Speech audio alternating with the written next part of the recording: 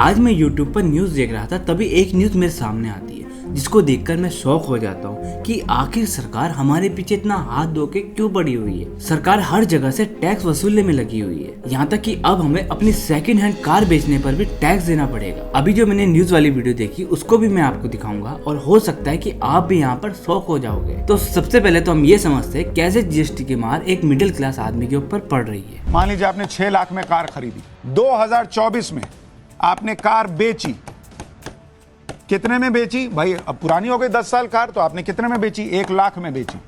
अब सरकार क्या कह रही है कि आपने खरीदा कितने में? 6 लाख में। बेचा कितने में? 1 लाख में। अंतर कितना हुआ दोनों के बीच? 5 लाख का हुआ। यानी आप 5 लाख रुपए के नुकसान पर कार को ऑलरेडी बेच रहे हैं। 6 लाख में खरीदे, 1 लाख में बेच रहे हैं, तो 5 लाख तो कमी हो गया। अब सरकार कह रही है कि ये जो डिफरेंस है 5 लाख का, इस पे 18% तुम टैक्स भरो, बेच रहे हो तो। पब्लिक कह रही है कि ऐसे ही हम नुकसान में बेच रहे हैं। अब उस पर 18% टैक्स, यानी 5 लाख का आप 18% निकालिएगा, 5 लाख का 18%, तो वो कितना बैठेगा बॉस? 90,000 रुपया। 90,000 रुपया में टैक्स चला जाएगा सरकार को।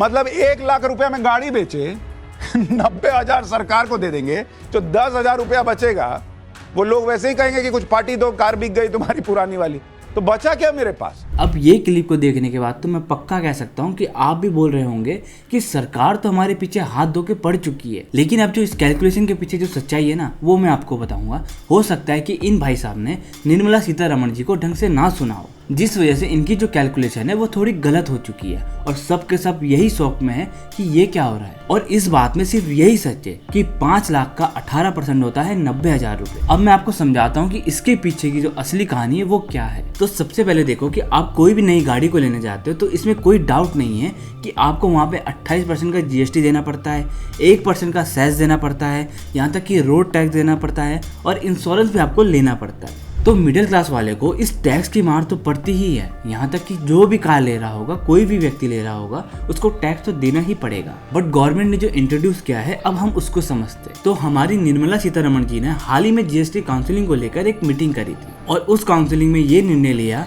कि अब सेकेंड हैंड कार बेचने पर भी आपको टैक्स देना पड़ेगा। अब आपको यहाँ पे ये समझना है, इन्होंने जो काउंसलिंग करी है उसके अंदर में एक्चुअल में निकला क्या है। अगर आप इस चीज़ को समझ गए तो शायद आप समझ पाओगे कि ये जो इंसान कह रहा है वो गलत कह रहा है। अब देखो, ये जो टैक्स है ये देना आप लोगों को ही है, लेकिन ये समझना जरूरी है किसको टैक्स देना है और किसको टैक्स नहीं देना है। अब देखो, जो हम जो सेकंड हैंड गाड़ियां होती है उसको इसलिए खरीदते हैं क्योंकि वो हमें कम दाम में मिल जाती है। आपने आजकल बहुत सारी ऐसी वेबसाइट देखी होगी जहाँ पर सेकंड हैंड गाड़ियाँ बेची जाती है, सेकंड हैंड गाड़ियों को खरीदा जाता है, जैसे कि कार24, स्पिनी जैसी कई सारी ऐसी वेबसाइट खुल चुकी है जहाँ पर कि सेकंड हैंड गाड़ियों को खरीदा और बेचा जाता है। अब हम इस बात को समझते हैं कहाँ पर हमको टैक्स देना है और कहाँ पर हमें टैक्स नहीं देना है। इसको एक एग्जाम्पल से समझते हैं और इन्हीं भाई साहब के एग्जाम्पल से हम इसको समझेंगे। माना कि आपने 6 लाख की गाड़ी ली और उसको 1 लाख रुपए में स्पिनी को बेच दी और आपको इसमें किसी भी प्रकार से कोई टैक्स नहीं देना होगा। स्पिनी आपको 1 लाख रुपए पे करेगा। अब ये भाई साहब कह रहे हैं कि 6 लाख की गाड़ी खरीदी, 1 लाख में बेची, इन दोनों के बीच का डिफरेंस है 5 लाख का, इसमें 18% GST लगेगी और हमारे हाथ में तो सिर्फ 10,000 रुपये आने वाले हैं, क्योंकि 18% हो गया 90,000 रुपये। इनका कहने का मतलब हुआ कि कार को बेचने के बाद भी हमको कोई मुनाफा ही नहीं हुआ। लेकिन जो इन्होंने 6 लाख और 1 लाख के बीच का डिफरेंस बताया है, इसको गलत बताया है। अब इसी चीज को आपको ध्यान से सुनना है कि जो डिफरेंस है वो किस चीज का डिफरेंस है। और अगर आप इस डिफरेंस को समझ गए कि किस डिफरेंस की बात हो रही है तो आपको किसी और की वीडियो देखने की जरूरत ही नहीं पड़ेगी। अब अगर आपने कोई गाड़ी को 6 लाख में खरीदा, उसको 1 लाख में स्पिनी को बेच दिया, तो आपको कोई टैक्स नहीं पड़ने वाला है। ये पहला पॉइंट है। अब जो टैक्स लगेगा वो किसको लगेगा और कितना लगेगा, इसको समझते हैं। अब यहाँ पे स्पिनी क्या करेगी कि 1 लाख की गाड़ी खरीदी है, उसको 1 लाख में तो नहीं बेचेगी, अपना कुछ प्रॉफिट तो रखेगी ना, उसको हम मार्जिन बोलेंगे। तो उसने क्या किया, 1 लाख की गाड़ी खरीदी, 2 लाख में उसको बेचा। तो इसके बीच में जो डिफरेंस है 1 लाख से 2 लाख के बीच में 1 लाख का जो प्रॉफिट हो रहा है, इसमें 18% GST लगेगा। अब स्पिनी क्या करेगी, गाड़ी की थोड़ी बहुत मेंटेनेंस करेगी, टायर चेंज करेगी या फिर किसी भी प्रकार कोई डेंट है उसको सही करेगी और उसके बाद वो उसको 2 लाख रुपए में बेच देगी। अब इसके बीच में क्या हुआ कि कंपनी को 1 लाख रुपए का प्रॉफिट हुआ। अब हमारी जो सरकार है वो कह रही है कि इतने बड़े सेकंड हैंड कार मार्केट में तुम अकेला पैसा कमा रहे हो, तो चलो फिर अब हम आप पर 18% का टैक्स लगाएंगे। अब जो कंपनी है उसको टैक्स तो देना ही पड़ेगा, वो किसी भी प्रकार से मना तो कर ही नहीं सकती है। कंपनी अपने जेब से तो देगी नहीं, वो क्या करेगी, वो उससे ही लेगी जो उस कार को खरीद खरीदने आएगा। अब क्या होगा, जो कार खरीदने वाला होगा वो कौन होगा, या तो आप होंगे या तो हम होंगे, यानी कि कुल मिला के जो पिसने वाले हैं इस टैक्स को लेकर वो हम ही है। अब जब आप गाड़ी को लेने जाओगे तो उसमें आपको कितना टैक्स देना है अब उसको समझते हैं। 1 लाख रुपए उसको पे किया जिसने कंपनी को गाड़ी बेची, अब 1 लाख रुपए कंपनी अपना खुद का मार्जिन रख रही है, अब प्लस उसमें 18% जीएसटी, और जो जीएसटी है वो सिर्फ मार्जिन के ऊपर लगेगा, यानी कि 1 लाख के ऊपर लगेगा, वो होगा 18%, यानी कि 1,18,000 रुपए। अब आप वही गाड़ी खरीदने जाओगे तो आपको देना पड़ेगा 2,18,000 रुपए। अब यहाँ पे मिडिल क्लास वो पीसा कैसे, पहले उसको जो गाड़ी खरीदनी थी वो पड़ रही थी 2 लाख रुपए की, अब उसके ऊपर टैक्स भी पड़ गया तो अब वो उसको पड़ेगी 2,18,000 रुपए की, यानी कि उसको 18,000 रुपए एक्स्ट्रा पे करने पड़ेंगे। अब यहाँ पे आप सोचोगे कि मैं तो डायरेक्टली अपने किसी दोस्त को जाके बेच दूंगा, तब कहाँ से टैक्स लगेगा।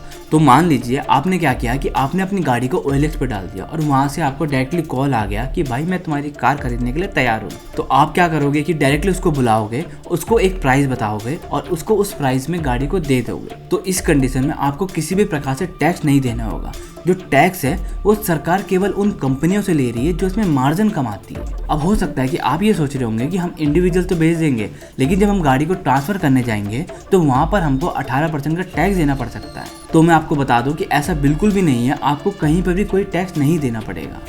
Used EV, an individual selling to another individual, no GST. But if a company has bought EV, or if there is a regular registered used car seller who buys EV, does some propping up in it, adds value to it and then sells it, it was felt by states and it was felt by auto and many others also that the EV market is not so saturated as yet that used cars will come, and category mein therefore used cars category mein EV भी है, petrol vehicle भी है, diesel vehicle भी है। निर्मला सीतारमण जी ने साफ साफ कहा है कि केवल कंपनी को ही टैक्स पे करना है। अब बहुत सारे लोग ऐसे भी कंफ्यूज हो रहे हैं कि हमने तो अपनी कंपनी के नाम पे गाड़ी को खरीदा है, क्या जब हम इसको बेचेंगे तो इसके ऊपर भी टैक्स लगेगा। सबसे पहले तो ये देखिए कि लोग कंपनी के नाम पर गाड़ी को लेते ही क्यों हैं। लोग कंपनी के नाम पर गाड़ी इसलिए लेते हैं क्योंकि वो क्या करते हैं, अपनी कार का जो यूज है वो अपने बिजनेस पर्पस के लिए यूज कर रहे होते हैं, जिसका वो बाद में under section 32 income tax depreciation claim करते हैं। अगर आप डेप्रिसिएशन क्लेम करते हो तो इसका मतलब है कि आपकी कंपनी का खर्चा हो गया, अब जो खर्चा हुआ है उसे प्रॉफिट से माइनस कर दिया जाएगा, उसके बाद ही आपको टैक्स पे करना पड़ेगा। तो बिजनेसेस के लिए ये तो फायदा हो गया, बट अगर आप इसे नेगेटिव मार्जिन में बेचते हो, यानी कि आपने 10 लाख की गाड़ी 2 लाख में बेची, तो यहाँ पर आपको किसी भी प्रकार से टैक्स नहीं देना पड़ेगा, क्योंकि आपको ऑलरेडी नुकसान हुआ है जिस वजह से आपको जीएसटी नहीं पे करना पड़ेगा। बट कई केसेस ऐसे होते हैं, उसको भी हम समझ लेते हैं कि आपने किसी गाड़ी को 10 लाख के लिए और हर साल आप उसमें 15% का डेप्रिसिएशन क्लेम कर रहे हो। अब अगर आपने उस गाड़ी को पॉजिटिव मार्जिन में बेच दिया,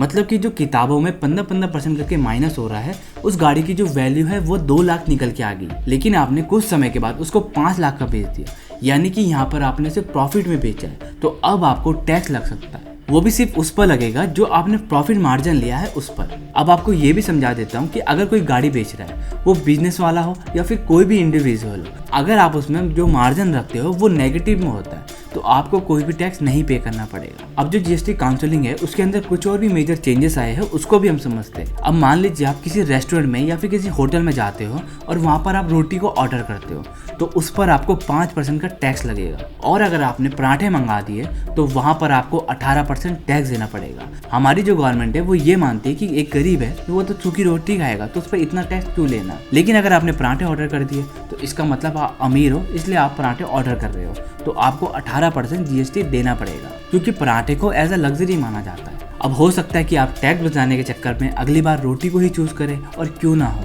क्योंकि टैक्स बढ़ता जा रहा है लेकिन हमारी जो इनकम है वो नहीं बढ़ रही है। अब दूसरे सिनेरियो को समझते हैं कि अगर आप मूवी को देखने जाते हो और आपको वहाँ 3 घंटे बैठना पड़ेगा, इसलिए आप सोचते हो कि क्यों ना मैं पॉपकॉर्न को ले लेता हूँ ताकि मैं मूवी को देखते देखते पॉपकॉर्न खा सकूँ। अब अगर आपने नॉर्मल पॉपकॉर्न यूज करे जिसमें सिर्फ नमक डला हो, किसी भी प्रकार से कोई मीठा ना हो, तो आपको 5% का टैक्स देना पड़ेगा। बट अगर आपने बोला कि मुझे कैरेमलाइज पॉपकॉर्न चाहिए जिसमें किसी प्रकार से एडेड शुगर मिला होता है, तो उस पर आपको 18% का टैक्स देना होगा। अब आप बोलोगे यार तू तो कुछ भी कह रहा है, तो एक बार आप खुद ही सुन लीजिए। कॉर्न का ट्रीटमेंट में जब तक वो नमकीन है, सॉल्टेड है, मसाला एडेड है, चटपटा मसाला है, चिली पाउडर है, कुछ हो, सब 5%, am I right? 5%. But when it has added caramelized sugar, it is no longer namkeen. इसीलिए उसका रेट अलग है। तो अब आपने तो खुद ही देख लिया, तो हो सकता है कि यहाँ पे निर्मला सीतारमण जी ने इसमें टैक्स ज़्यादा इसलिए लगाया होगा ताकि आप ज़्यादा मीठा ना खाओ, और मीठा नहीं खाओगे तो आपको डायबिटीज़ नहीं होगी, तो आपको डायबिटीज़ ना हो इसलिए इस पर शायद टैक्स ज़्यादा लगाया गया होगा। खैर ये सब कुछ तो चलता रहेगा, आप अपनी राय को हमें कमेंट में जरूर बताएं। मिलते हैं नेक्स्ट वीडियो में, तब तक के लिए जय हिंद जय भारत।